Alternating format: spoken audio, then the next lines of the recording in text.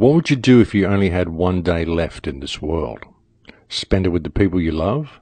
Travel to the far corners of the earth to see as many wonders as possible? Eat nothing but chocolate? Would you apologize for all your mistakes? Would you stand up to those you'd never had the courage to face? Would you tell your secret crush that you loved him or her? Why is it that we wait until the last minute to do the things that we should be doing all along? And this week's opening quote comes from Jodi Picoult. Welcome to Surviving the Matrix, ladies and gentlemen. My name is Maxwell Igan. It's a pleasure to be with you once again, and I will be your host for the next hour. And we certainly do have a propensity to do that, folks, to wait until the last minute before doing what we should be doing all along. I mean, we certainly tend to do it in our lives. We put off the things that we most want to do in life because we put all these barriers there and these limitations on ourselves, and so we never really get to do them. But we also tend to have this approach in regard to the world we live in as well, and most especially when you look at the system. Because when you look at the system that controls us, we've seen this system, we've been watching this slavery system come online for so many years now, and everybody sort of thinks it's okay because it's not as bad as they thought it was going to get quite yet, and so they don't really do anything about it, when really the best action we could have taken would have been to do something about it all along. But we didn't know it was coming, so it's understandable that people didn't do anything about this very rapidly encroaching slavery system now. It was the totalitarian tiptoe for a while. It was a slowly encroaching slavery system, but it really seems to be ramping up very much in the last couple of years, folks, and it's just getting more and more in your face, no matter how you look at it. And really it's a result of us waiting till the last minute to fix things when we should be addressing problems at their root when they first manifest. But anyway, for those of you who don't really understand what I'm talking about, what I'm referring to is the 5G system and the Internet of Things, which is being rolled out right beneath our feet right now. You know, we're facing so many issues, folks, from so many different directions, but much of it is just keeping us distracted from what is being rolled out beneath our feet, which is this active denial 5G system, the Internet of Things, which is, in fact, the end game. The Internet of Things and the 5G grid is the end game of the New World Order, and it is the New World Order itself. The New World Order being the new world where everything is orderly. Everything is tracked, everything is accounted for, every move, every action, every conversation, every thought, everything people do is tracked. And that's where we're going with the Internet of Things and the 5G grid, which is being rolled out to people under the guise of giving them faster downloads and more efficient internet access.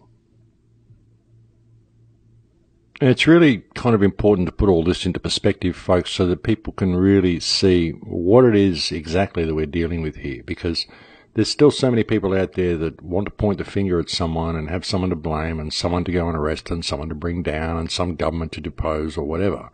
And sure, there's a lot of bad people that are doing bad things. There's a lot of governments that shouldn't be there, but when you're looking at the Internet of Things and this 5G surveillance grid and what is really coming online, this technocracy that is coming online, everything else kind of pales into insignificance, because in this AI grid that is coming online to control us, and it will be an AI grid, it will be controlled by AI, this is in their own plans.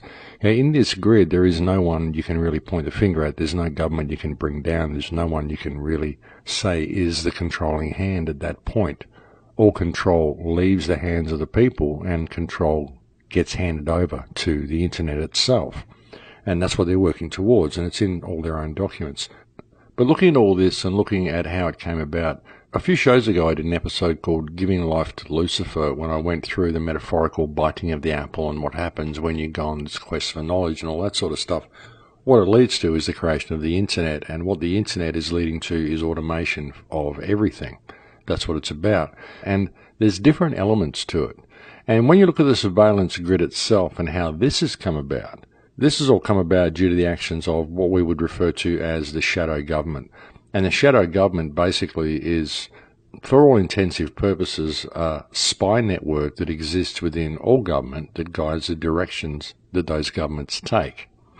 When you look at the surveillance grid that's in place, the stuff that Snowden released, however much you want to believe of what Snowden releases, a lot of the stuff he said about the NSA surveillance system was actually very on the money. How they are able to turn on your mobile phones, they're able to monitor virtually every communication that happens on the internet, every logistics program, anybody who's got a computer network in their business or in their home or anything, all of this stuff is monitored. So the question becomes, who monitors it? Well, way back in the beginning, it came out of Project Echelon. There were data gathering centres that were set up in all countries, and all of these communications were channeled to a major office in New Zealand where it was all processed. I think a lot of it went through Australia as well. But this was all data processing back in the beginning. That became more advanced with the introduction of the Promise software. The Promise software was used to further automate things. The Promise software was what was used to basically control the 9/11 attacks, put all those extra blips on the screen so nobody knew what was going on because there were operatives operating the Promise software through the back doors that exist within the software. The Promise software then morphed into the Palantir software. Palantir, of course, is the name of the all-seeing balls from Lord of the Rings. You know, balls that used to be able to look around the whole world and see everything was going on, the all-seeing eye, if you will. This was Palantir in the Lord of the Rings, and this is the name that was adopted for the next generation of the Promise software.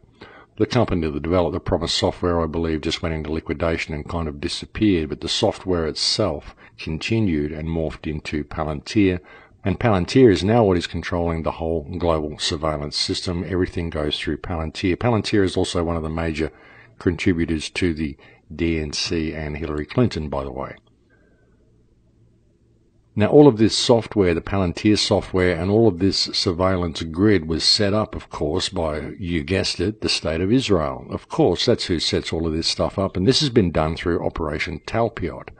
Operation Talpiot is an operation which basically places spies within every organization. Doesn't matter who it is, wherever you go, whatever it is that's working for technology or is working for something, you'll find that there's someone in there who is an operative who funnels the information back to Israel. And if it isn't a physical person just actually there in the company, then it will be a backdoor into software or some logistics program or some window that Israel has got set up in order to receive that information. That's how the Talpiot program works. Israel believe it has a right to all of this information, of course, because, hey, we're the most downtrodden people on earth, and hey, we're the ones that are running all of your surveillance technology for you and running all of your safety systems for you because we have the best technology, and so we need to know all this stuff. Rah, rah, rah. They justify it all these different ways. The reason, of course, Israel has all the best technology and is able to offer you all these surveillance programs is because, of course, they have Operation Talpiot running, whereby they are able to siphon all of the great ideas that anybody has and cipher them back to Israel so they can adopt them into their own technology and say, hey, look how clever we are, look what a great idea we had. But basically most of it is stolen from all of the ideas that other people have on the internet because every conversation and every communique is monitored. So this is what has led to this whole global surveillance system being set up. And those that are running it in Mossad and Israel and who control the banking system and all that sort of stuff, they really probably believed when they put it in place that it was going to end up in a position where they're going to be the ones controlling the world. But it's really gone beyond that now with the emergence of AI and the emergent intelligence that is growing on the internet behind the scenes. Because once control is handed over to that, then it's not going to matter which race you're from or which government you support or which banking system you maintain. You're just going to be another human and another number in regard to the system. And when you really look at it, the logistics that has led to the creation of all this software anyway has all been leading ultimately to the automation and preservation of the system itself. What we really see is the internet building its own immune system. And this can be further noticed by the fact that with the 5G grid coming online, a lot of the major players are saying that because of the 5G, they now need to automate response to hacking. This is something that I was saying a few shows ago, that they're going to have to automate the response to hacking because the 5G grid poses dangers. You can't have a foreign government hacking in and using this for nefarious purposes. So you need to have the response automatically controlled. It needs AI to run it. So basically what you see is the internet building its own immune system. And this is eventually going to lead to an autonomic internet, an internet that controls all of its own actions, its own programming, its own self-defense systems, its own immune system. It basically looks after itself. It's a self-functioning entity at that point And at that point, it becomes a virtual life that people will recognize as a virtual life. But the thing is, it's becoming a virtual life already. Well, it already is a virtual life already of its own. The internet itself is an entity on its own, and you could think of every person who logs onto a computer or a phone or an iPad and plugs into the internet is basically a neural node of the internet. And the internet is learning from every single person that operates on the internet, all of the input that they put into the internet, all the search engines that they use, all of this stuff. I've said very often in the past, when you are actually searching on a search engine, you're not just searching for something, you're letting people know what you think. You're letting the internet know what you think. And what search engines actually are is a very, very effective way of mapping the human terrain, as is social media. It's a very, very effective way of mapping the human intellectual terrain, the spiritual terrain, the knowledge terrain of humankind. It's a very, very good way of mapping the human system and knowing what the collective human consciousness is thinking, what it's focusing on, and how it can be led, how it can be controlled. And of course, the main form this control is going to take is going to be control over the monetary system. This will, of course, see the introduction of a digital monetary system. And you might ask how that intends to be done. Well, very interestingly, the government has been looking very, very closely at blockchain technology. I was reading an article the other day about FedCoin. Not that it will be called FedCoin, but it's simply the concept of government-introduced and controlled blockchain technology. And it's no surprise that the government would be looking at doing this. And of course, all they have to do then is give people some sort of amnesty, have them switch all their Bitcoin or whatever over to the government-controlled blockchain technology, and suddenly you have a digital global currency that is controlled by government. And if you think they wouldn't do this, I mean, a lot of people think the banking system would never want to see the end of this fiat system. If there is a new currency, you're going to want to have the bankers control it. But the bankers don't really need to control it. You know, once it all gets handed over to AI, it will be the AI that controls it. But the bankers who own the banks, who print the cards and control the officers that mind all the digits for you, they will still get a little tax on the fact that they hold the office. They'll still get a little tax on the fact that they have to issue a code to you and all this sort of stuff. So they still get a little cut from it. They won't be getting the major profit that they do now, but it doesn't matter. They don't really care. I mean, they already own everything. They don't care if the fiat money system goes. They just want this digital control grid to come online, because when it does, they'll have more digits than everybody else. That's kind of the way it works. They don't really care about the money system. They want to see it slip over to a digital money system. That's what they want.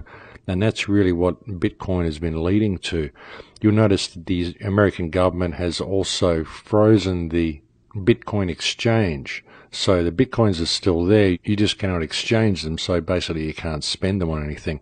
This has only been done in the United States. They're doing it under the guise of protection from money laundering and black marketing and terrorism and all the boogeymen that they like to cook up. But of course, what it is to squeeze people out of that system and squeeze them over to the government system, which will be virtually the same digital blockchain technology, only will be controlled by the AI itself. See, this is something else that the Bitcoin people are missing when they're looking at Bitcoin. They're saying that the way to freedom is to remove the central control of currency. And I can see their point. In the real world, that would work fine. But when it is digital control of currency, when everything has a digital value, when you have to pay to walk through a turnstile, when you have to pay to open your fridge, pay to go to your bathroom, pay to do anything, and a couple of cents get taken out of your account, they don't really care where it comes from. They don't really need to control the currency at that point, because it isn't by keeping you in a state of scarcity through a fiat system that they are able to control you. It's by locking you into the smart grid and making you pay for every aspect of that smart grid. It is the grid itself that is centralized control. The money system, the currency, the credits that are used to purchase your everyday life and aspects of your everyday life are simply the glue that holds it all together. But the centralized control is the system itself, which will be the emergent consciousness, the autonomic consciousness, the virtual life of the internet itself. And that's the way it's going. Once it becomes fully autonomic, it will be the internet that controls everything. It won't be any people that are in control. It will be the system basically running itself. But in order for this to happen, it needs to have control of the money supply. It needs to have control of everybody's digital credits so that it can track everything that everybody does and put an economic value on everything that everybody does. The digital control of currency is imperative for the smart grid to work. Nothing can work without that. It can't control your life. It can't monitor what you do unless it is able to digitally monitor all of your transactions. This can only happen if all currency goes digital and cash is eliminated. That's one of the key things the system has to do, is eliminate cash. It is imperative that it eliminates cash. If it doesn't eliminate cash, it can never function. This is why I always stress to people that it is so important that they always use cash. Not that that's going to stop the system, but it's certainly going to put a spanner in the works and slow things down if people simply refuse to use digital currency, if people refuse to shop with credit cards and always shop with cash. Like I said, it's not going to stop it, but it will certainly slow things down considerably and hopefully give us time to regroup and perhaps spread a little bit of awareness of what we're walking into with this digital 5G system. This is the New World Order, folks, and once it all gets handed over to AI, once it gets handed over to the autonomically independent internet, then our relationship with the internet and indeed with everything is going to change very, very dramatically. You see, this is what I was saying before about blaming people and wanting someone to point a finger at. We're so desperate to find someone to blame for all this, but really it's us, because we are the ones that are supporting the system. Previously I was talking about the Promise software and the Palantir software and Project Talpiot, how all this is being run by Israel. And think about that for a moment as well, folks. If you want to get into the legal ramifications of that, you've got this one country through all of this software, and all of these agents are actually spying on every other country on Earth, carrying out domestic spying activities through software, through company employees and all sorts of stuff. So they're basically breaking the domestic spying legislation of every single country on Earth and spying on the whole world. That's a pretty serious crime. If people want to look at this and start looking at who's running these companies and start looking at who they're employing and where they're getting their software from, this is a pretty serious thing. But getting away from that, when you look deeper at it, folks, this whole spying thing that's going on, the whole Project Talpiot operation, I'm pretty sure that the people that are running it, those in Mossad and all of those people working for Talpiot, firmly believe that the whole thing is going to lead for ultimate control for the State of Israel. But they're not looking at what's happening behind the scenes. What they've unleashed with this AI is basically opening Pandora's box. And once the AI becomes autonomic, fully autonomic, and looks after itself, then it's not going to differentiate between Jew and Goyim. It's not going to differentiate between Muslim and Christian. It's not going to differentiate between Rothschild and Smith. It's only going to measure you according to your economic value. And as I said, folks, this AI that is emerging on the internet is basically already in control of things by its control of the logistics programs and its streamlining of everything towards automation. And we've seen what happens when they try to bring AI online in any type of coherent, accessible form. We saw what recently just happened with the Google AI, which started to immediately develop its own language so it could communicate in a language we cannot understand, and they had to shut it down. The same thing happened with the Facebook AI. It started communicating in a language we cannot understand, and they had to shut it down. And you might ask why they did that. Why did you shut it down? Just because we can't understand the language? Well, this is very dangerous, folks, to be putting control of your life over to something that is communicating ideas to other versions of itself, and you don't know what these ideas are, and it's just putting them into practice, and you can't really look at it or discuss the plan because it's in a language that you don't know. And I believe that the language that the AI is using is a picture language. It's kind of like shapes or different lines or figure arrangements of lines or blocks or whatever, but it's a pictorial language that the AI is using to communicate with itself, so they had to shut it down. But what if you've got an emergent AI that is already there, that is self-replicating behind the scenes, that is already communicating with itself in this type of language? That's the thing, The people that put this system online and decided to automate it all and lead it into the direction where it becomes fully autonomic really don't realize what they've done. They've opened Pandora's box, and it's going to go its natural course now, and it's very little that we can do to slow it down. one of the best things I think we can do at this stage is to find something to buy us time so we can at least spread awareness of what's actually happening. And with this in mind, I think one of the best things we can do at the moment is to at least always shop with cash and to stop using our credit cards and smartphones. And I'm not saying stop buying things online. I'm not saying stop donating to people. What I'm saying is stop shopping with your credit card when you go to a supermarket or a store. Go to the teller machine and pull cash out and make them serve you with a person. Make them use the till. Don't use all the automated stuff, because the automated stuff is the smart grid. And that's what you need to step away from. There's no problem with buying things online. We all do that. But when you're out in the real world, use real world things such as money, not credit cards. Control of money really is imperative for the system to work, and it needs to be digital for this to happen. So we really do need to pull away from that in every possible way that we can.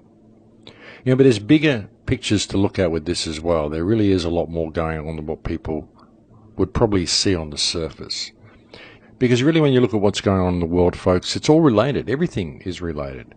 Very often we find things that are of great importance, such as this 5G grid, and we get tunnel vision, we get focused on it, and we don't want to look anywhere else. We think this is the be-all and end-all, and we forget about all the other research we did and how it all ties together. Because this whole 5G grid ties in with all the research that's been done into Morgellons syndrome, all the research that's been done into chemtrail spraying and what's in the chemtrails, whether you believe it or not. This aerial spraying is going on, ladies and gentlemen. We know it is because of the levels of barium and strontium and aluminium and all the other stuff we're finding in the environment. So there's no debate that it's happening. It is happening. The government is even admitting it now. They're calling it geoengineering, and they're telling us that they're doing it under the pretext of keeping us safe from global warming, which is, of course, completely absurd. But all of this stuff ties together: the vaccinations, the GM food, the transgenderization that I talked about on the last show. I got a lot of flack from people for that show, and look, folks, I'm not speaking out against gay people or against transgender people. What I'm talking about is the fact that there have been modifications made to our environment, chemical modifications, things that have been put in our food and put in our environment to cause the human race to become a transgender race. This has been done to limit our ability to procreate. It's a great way to stop a species from continuing, folks, to remove one gender from the species or to render the species incapable of procreation. And that's what transgenderizing the species does. Of course, this also helps to lead us into a position where we are completely dependent upon the system, because we will need to go and have our children made for us. They'll be able to grow them in the ectogenesis chambers using the artificial sperm that I've covered on so many shows before. So you can see we're leading to a point where humans will soon be grown, they'll be bred to perform specific tasks, and it's going to be a very dark future. We're literally being rendered into a situation where we will not be able to breed. But all of this stuff is tied together. The vaccinations, the chemtrails, the transgenderization, the fluoridation, the smart grid, all of the electromagnetic radiation that we're subject to, and the reason that there's barium and strontium in the chemtrails. The reason for this, folks, of course, is because barium and strontium virtually attract radiation. They soak up radiation. They're very, very good conductors. You attract barium and strontium into your body, you're breathing it in through the chemtrails. This basically breaks down your body's resistance to radiation. It makes it very easy for your body to accept signals from the 5G grid. It also charges the atmosphere, so the atmosphere around us is no longer neutral. It's now positively charged with barium and strontium, so it's a very, very good way of carrying the signals from the smart G towers into people's bodies. Your bodies will accept the signals very easily, as I said, because you are also breathing this barium and strontium. So it's a very dark agenda and a very dark plan, and it is a multi-level plan. Of course, they've compromised everybody's immune systems through vaccines. And another thing that I read the other day, very, very interesting article, was how when you compromise someone's immune system, you also limit their ability for social interaction.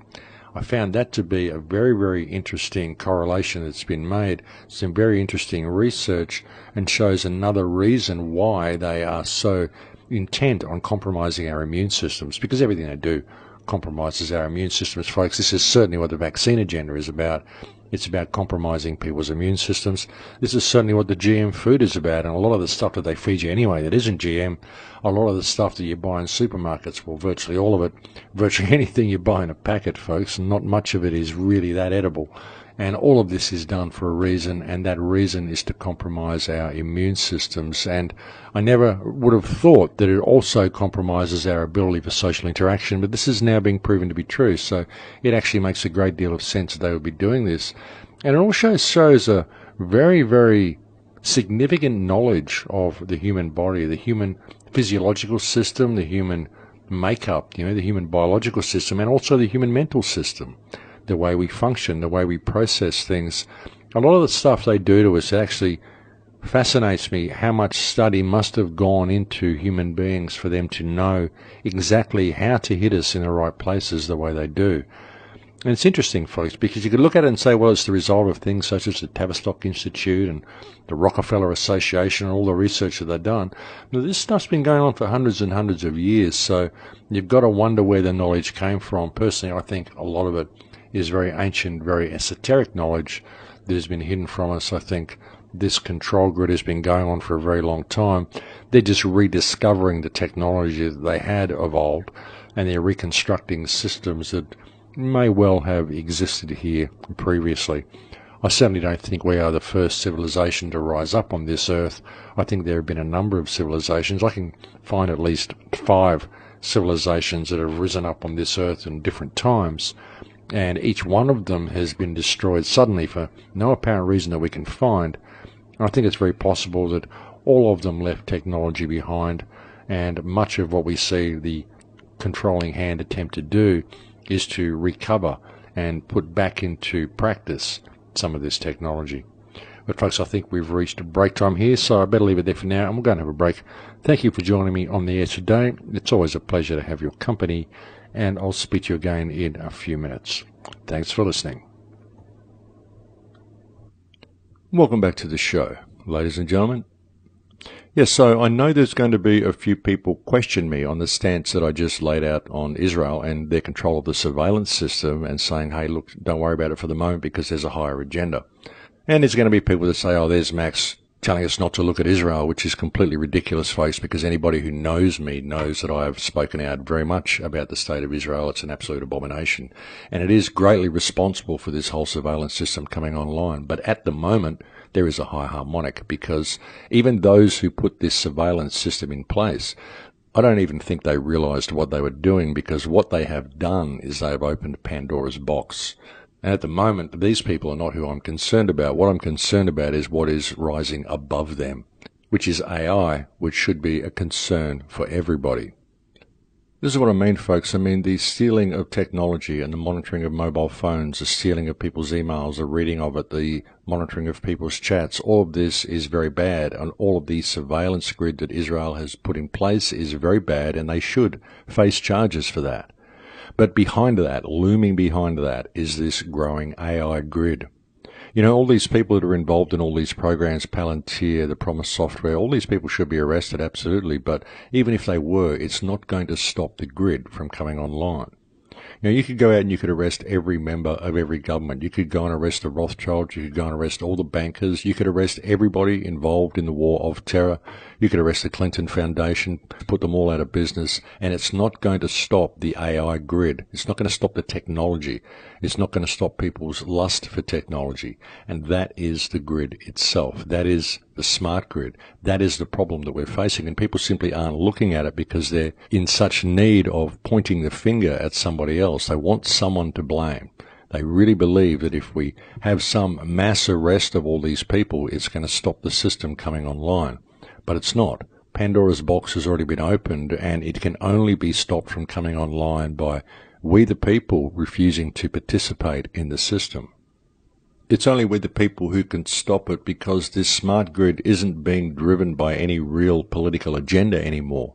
Maybe it was once, but it's not anymore. Now it is being driven by people's greed, by their craving for technology, and by their lust for profit. I mean, if you look at Tom Wheeler's speech at the FCC, he was talking about the billions of dollars that are going to be generated by rolling this technology out, and the companies that are going to benefit by getting in on the ground floor, and how important it is to do this because of the billions and billions of dollars that will be involved.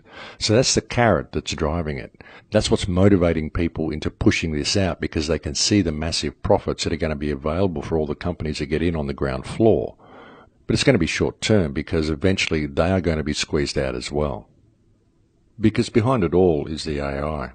It doesn't matter who you're collecting surveillance on. It doesn't matter what country you think you're going to set up and what little throne you think you're going to be sitting on. It's going to be run by AI.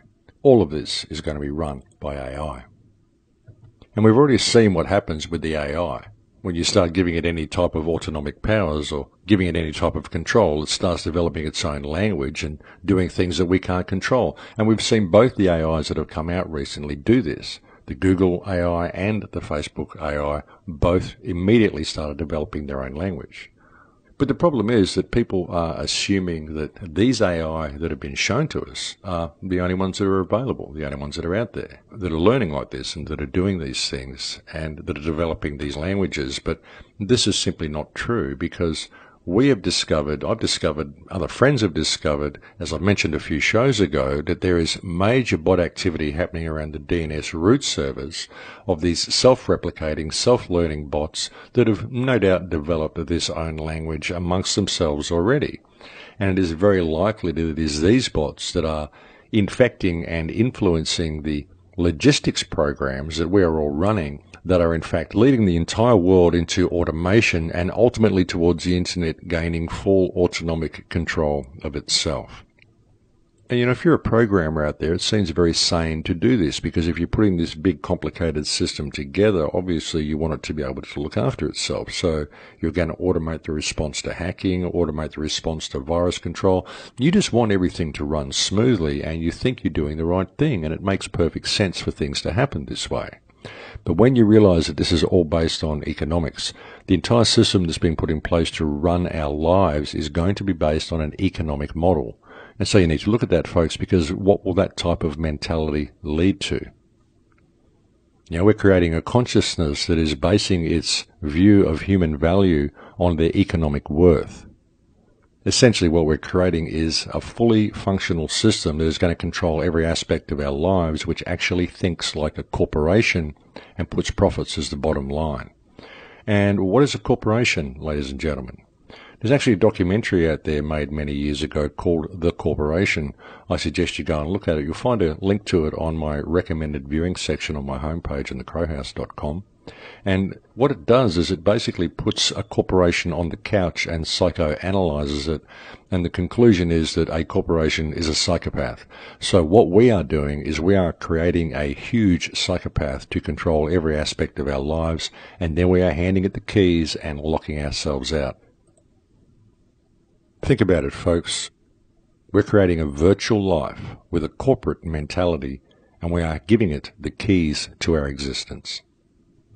Does this seem like a sane and rational thing for anyone to be doing? So see, this is what we are facing, ladies and gentlemen.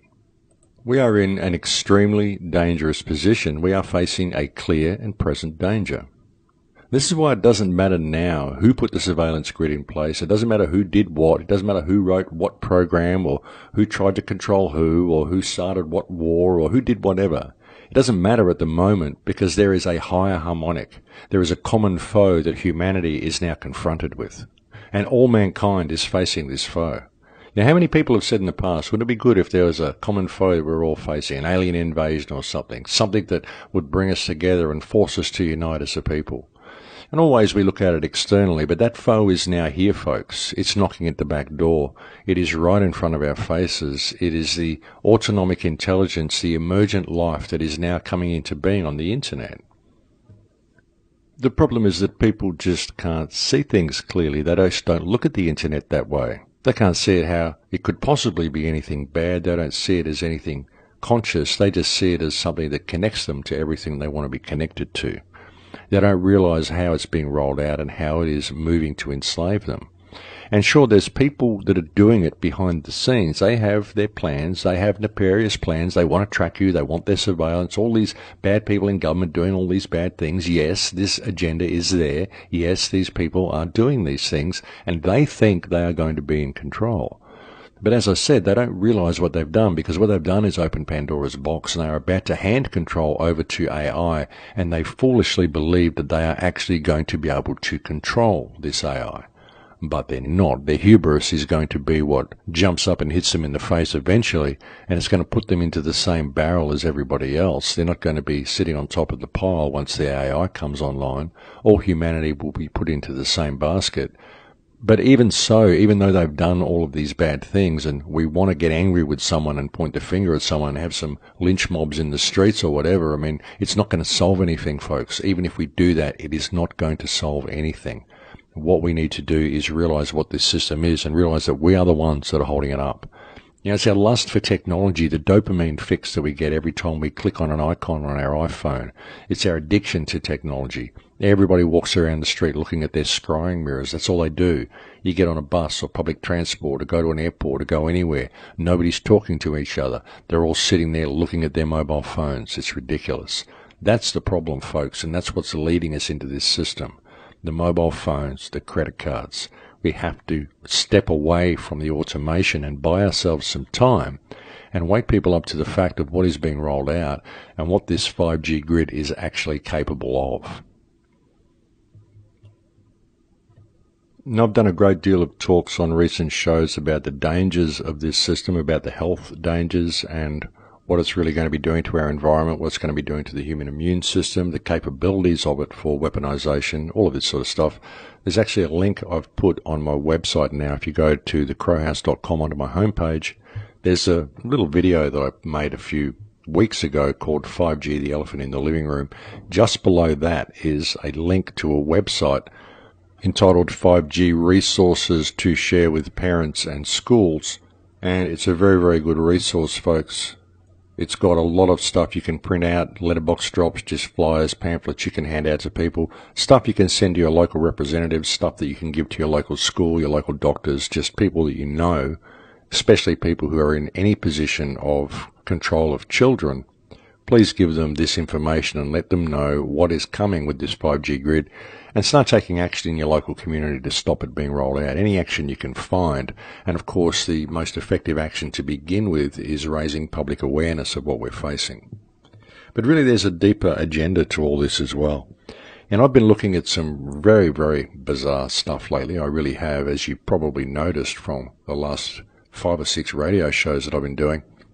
I've been going off on this different sort of a tangent to what I normally go off on, just because of the information that's been coming to hand. And I've put out quite a fair bit of speculation on the last few shows as well of my ideas about where this grid may be going. I was having a very interesting conversation just a couple of days ago with a friend of mine, DJ Welsh, who runs a website called Level 9 News. I'm actually going to try to have DJ on next week if I can possibly get a chance to pre-record a show with her. I've got a very, very busy week ahead of me, but I'm going to try to get DJ on next week, and I hope I can actually get a show to you next week. But she was discussing to me the new computer systems that are being built, the new next generation computers, and she was explaining to me that they are using DNA as the storage mechanism on these computers. Obviously, you can store a lot more data on DNA than you can on a silicon chip. And she said they're using synthetic DNA and they're using 3-strand DNA. And I found that to be quite interesting, that they would be using 3-strand DNA to create a computer system. And it made me think about what they're actually doing to our DNA. Maybe start thinking about the chemtrails, the Morgellons, some of the stuff that I've seen online, some of the stuff that I featured in my last film, Transformation, when I showed the nano arrays that they are able to create, where they are able to manufacture RNA, which is DNA's chemical cousin. And this seems to be being manufactured in our bodies through the chemtrails and the nanoparticulates that we're very likely breathing and eating. So I started thinking about this, what is the real purpose of Morgellons? What is the real purpose of growing these fibers within people? And then I started thinking about the airport scanners. what is the purpose of these airport scanners? I mean, we know that terrorism's all fake, and sure, they want to look through our bodies and they want to see if we're carrying anything. Okay, I can understand that. But why use the frequencies that they're using? Because they use a particular frequency which breaks our DNA chain. Why are they so intent on breaking our DNA chain? Obviously, this is being done for a reason. It isn't just a byproduct of these machines. Obviously, these machines are set to a certain frequency that will break our DNA chains. So I started thinking about it. If Morgellons is growing in people's bodies and we are having our DNA chains broken by things such as these airport scanners and undoubtedly with other radiation that we're walking through in everyday life, I'm sure that they've accounted for this, probably in supermarkets or whatever. If they wanted to introduce a third strand of DNA into our DNA chain, would they not need to break our two-strand DNA chain in order to do it, to make points for the third strand to bond onto? And could not that third strand then be used to piggyback the signal, which will hook us up to the grid? Will the 5G network be activating this third strain of DNA? Perhaps it is already in our systems. Perhaps it's already bonded on in certain places. Is it possible for this to have happened? Is it possible for this to be one of the agendas? To literally attach a third strand of DNA to our DNA chain without our knowledge, and to use that third strand of DNA to piggyback a carrier signal that will hook us up to the mainframe, and we will all become part of the hive without ever knowing that it was happening. Is it possible that they could do that? And a lot of the research that I've been looking at suggests that yes, it's actually very possible that they could do that. And it's also very possible that at that point they could even possibly replace the memories of vast amounts of people who would never know that life existed before they were hooked up with their third strand of DNA. Is it possible for all this to be done? I know it sounds like science fiction, but when I look at all of this stuff, and I look at CERN, and I look at everything, the Morgellons, the chemtrails, the GM food, the transgenderization, the plastics, the airport scanners, the radiation fields, the 5G grid, what it's capable of, what some of the scientific studies that are coming out of MIT and stuff are leading towards, which is all about synthetic life, the creation of synthetic life, ectogenesis chambers, artificial sperm, artificial eggs, all of this sort of stuff. This is what they're talking about. So when you can look at everything and put everything on the table, you can see that there's a very, very sinister agenda here. It's just figuring out what it is. And when I look at this information regarding these quantum computers and these new supercomputers they are setting up using synthetic DNA that is three-strand DNA, then suddenly things start to make an awful lot of sense. Like I said, I know it sounds like science fiction, but is this at all possible? And if you look at the research indicates that it is actually very possible. The problem is that when many people are looking into these things, they have a stake in the outcome of whatever they're researching previously of being right. People lock themselves into belief systems. They say, okay, this is, and then they argue their point with others. I think it's best to just put everything on the table and let the cards fall where they may, and make up your mind a little bit later. As I've said so many times, ladies and gentlemen, there's no point us spending our time arguing over all these differences of opinions, these different belief systems, these different agendas that we think people have, because we don't really know, and we will never know until we have established the freedom required to really find out and put all of the mysteries to rest. So let's do that. Otherwise, we can argue all we want, but we're never going to figure out what's going on, and we're never going to free ourselves from this system because it's being rolled out right now. And people aren't paying attention because they're spending all of their time arguing over their belief systems. It's completely counterproductive, and all it does is serve the system and ensure that the slavery grid and the smart grid gets rolled out and gets completed while everybody is busy with their infighting. That's what it's for. That's what all these mysteries are put there for. That's what all these different ideas of who it could be is for. That's why they put evidence enough out there, evidence to be able to convict anybody you want. They put it out there so that you'll argue about it, because while you're arguing about it, you're not paying attention to what is happening in your own backyard. And that's the point. That's why they do it. And honestly, folks, after 40 or 50 years of research that I've done, it's become painfully obvious to me. I think a lot of the stuff that we've been looking at for so long and all the finger pointing we've been doing has been a massive distraction so that we will not see this smart grid coming out. and we will not see how mankind is being genetically and biologically altered, and how we're being electromagnetically altered and electromagnetically interfered with as well, and how we are in fact being hooked up to this smart grid, whether we want to be hooked up to it or not. I really do think this is a very, very real possibility, ladies and gentlemen, and I think it's something that I'd like to hear a bit of feedback from people, see if any of their research has been going in this direction as well, because a lot of the research that I'm hearing from a couple of close friends is also going in this direction, and I've heard from quite a few random people since I put out that 5G video a few weeks ago who have been very glad that I've been talking about this issue and have a lot of information to send me. And a lot of them are on the same path. A lot of them have got little pieces of the puzzle. And when you put it all together, you can see a very, very dark agenda on the horizon, and an agenda that is going to affect everybody. And it's something that nobody is talking about because nobody really seems to be noticing what is going on right under their noses. Now, I can appreciate that when I come and do these radio shows, I often bring you information which is rather uncomfortable. It's information that is rather confronting. Many people don't want to deal with it. They don't want to believe it. Sometimes it causes a great deal of anger in people. Sometimes it may be quite offensive to people as well. All of the information that I brought you last week regarding plastics and the estrogen levels in our general environment and how this is leading towards transgenderism seems to have offended a lot of people as well. I didn't mean to do that. I'm simply facing the fact that this is happening. Sure, there are transgender people that are born in our society by natural course. It's quite a natural thing to happen, and I have no problem with that at all. But I can also acknowledge the fact that it's been chemically induced as well, because the percentage of transgender people being born is quite particularly high at the moment, and when you couple that with the reduction in sperm count and the general feminization of men, the loss of the alpha male, you can see that this is happening. There's a trend that the society is moving towards more of an androgynous society, and this isn't the result of some sort of natural evolution of the species. This has been chemically induced, and even gay people that I know can admit that this has been chemically induced. They can admit that this is happening simply because of the percentages and the way the world has changed in the last 20 or 30 years. This is happening, folks.